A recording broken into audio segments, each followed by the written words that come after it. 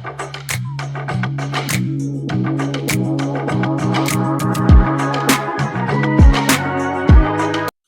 guys, have a good day all of you. In this channel I'm going to upload English videos. This is my first, and in this video I'm going to discuss about numbers. So දවසක් හැමෝටම අපි අද බලමු numbers කියන්නේ මොනවද කියලා. numbers කියම සාමාන්‍යයෙන් භාවිත කරන ඉලක්කම් වලට නමුත් අපිට පොදු නමක් හැටියට ඒක වචන බහු වචන වලට භාවිතා කරන්න පුළුවන්. ඒකට අපි කියනවා grammatical number. එහෙනම් සරල මතක තියාගන්න number කියලා කියන්නේ අංක වලට සහ superordinate එක plural සහ singular forms වල. හරි, දැන් අපි බලමු ඉංග්‍රීසි නාම පදයක් එහෙම නැත්නම් noun එකක් කොහොමද බහු වචනයට හරවගන්නේ කියලා.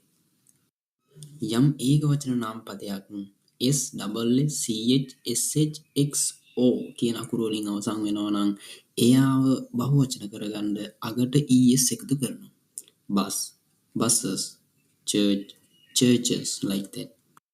හරි, තවත් එක රූල් එකක් තමයි මොකක් හරි නාම පදයක් y අකුරෙන් අවසන් වෙනවා නම් සහ අපි බලනවා ඊට කලින් තියෙන අකුර මොකක්ද කියලා. කලින් තියෙන අකුර vowel එකක් නම් එහෙම නැත්නම් a e i o u කියන අකුරු වලින් එකක් නම් අපි කිසිම දෙයක් කරන්නේ නැහැ. y අකුර එහෙම්මම තියලා s විතරක් එකතු කරනවා. නමුත් y අකුරෙන් අවසන් වෙලා ඊට කලින් තියෙන අකුර කොන්සනන්ට් එකක් නම් එහෙම නැත්නම් ව්‍යංජන අකුරක් නම් අපි y අකුර කපලා අයින් කරලා ies එකතු කරනවා. දැන් බලන්න මෙතන පහත් තියෙන උදාහරණ body කිව්වම පස්සේ y අකුරට කලින් තියෙන d අකුර කියන්නේ කොන්සනන්ට් එකක්. ඒකෙන් y අකුර කපලා අයින් කරලා ies එකතු කරලා තියෙනවා. city කිව්වම y අකුරට කලින් තියෙන t අකුර අකුර කියන්නේ කොන්සනන්ට් එකක්. ඒකින්ද y අකුර කපලා අයින් කරලා ies එකතු කරලා තියෙනවා. නමුත් ඊළඟ උදාහරණේ boy කිව්වම පස්සේ y අකුරට කලින් තියෙන්නේ vowel sound එකක්. ඒ කියන්නේ අපි y අකුර එහෙම්මම තියලා s පමණක් මේකට එකතු කරනවා. දැන් අපි බලමු මේ රූල් එක මොකක්ද කියලා.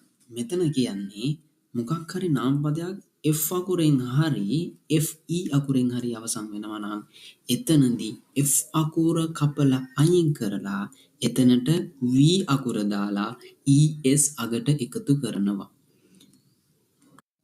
wolf, wolves වෙනවා, wife, wives වෙනවා.